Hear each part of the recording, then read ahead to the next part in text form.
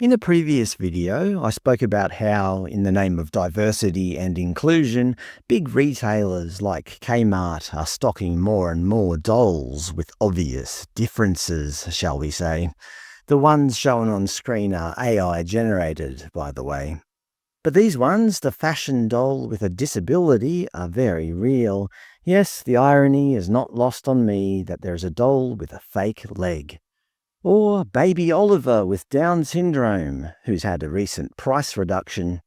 Obviously, I'm not here to criticise people with disabilities, but the question I'd like to raise regarding these dolls is whether people with disabilities actually want them.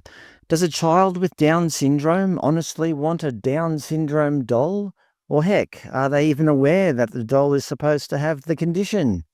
Yes, I had viewers sending in stories of their loved ones who absolutely love their Down syndrome doll. But could it be possible they would have equally loved any other doll? Is it the Down syndrome they like, or is it just the fact they liked having a doll? Could it be that it's the parent or caregiver who wants the doll more than the actual recipient? Either way, from Kmart's perspective, a sale is a sale.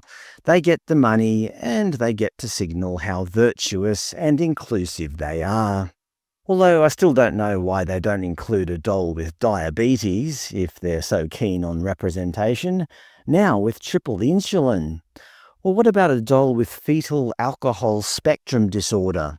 The University of Sydney published a piece last year stating one child in every Australian classroom is affected by FASD. Why is a hearing aid doll okay, a significantly rarer condition, but a doll with completely preventable lifelong cognitive issues caused by a mother drinking during pregnancy is nowhere to be seen? But today's focus will be on this new doll. Thank you to the viewer who sent this in. Autistic Barbie. She even comes with her own noise-cancelling headphones, a fidget spinner, and an AAC tablet, a speech-generating device for non-speaking people. Look, they can sell whatever they want to, I suppose, but isn't this very reductive? That is, taking something as complex as autism and reducing it to a few marketable props? In my line of work at university, I've dealt with a lot of students with autism. To say that they all use fidget spinners or require a tablet to speak or wear headphones is just simply not true. In an attempt to be inclusive here, they're actually being quite the opposite, tokenistic to the point of being patronising. It's certainly not just me saying this. In a recent article on the American site Psychology Today, they explain why the new doll isn't a positive milestone for the neurodivergent community.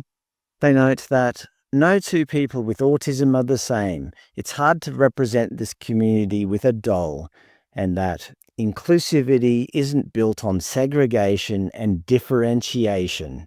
Exactly. You don't make people feel better by creating a caricature of their disability and selling it back to them for a profit. Although Australian universities seem to know better, the University of Melbourne published a piece titled "Why Autistic Barbie Matters." They state, Mattel's latest doll has stirred conversations about the commercialization of autism, but the benefits of this kind of representation cannot be understated. I think they mean overstated.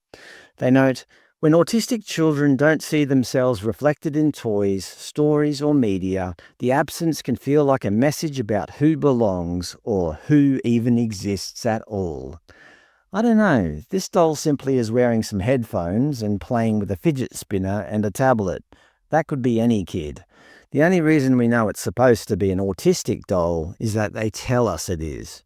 At least with the Barbie in a wheelchair, it's pretty clear what that means. Nobody's suspecting that it's Barbie going for a joyride in a stolen wheelchair, although based on the way I've seen some boys play, that certainly could be a narrative they'd come up with. In researching for this video, I found that there is actually a diabetes Barbie. Here I am thinking I was so clever coming up with Diabetes Dan, but all along Mattel has actually been selling a doll with type 1 diabetes. Real life is truly parodying itself at this point.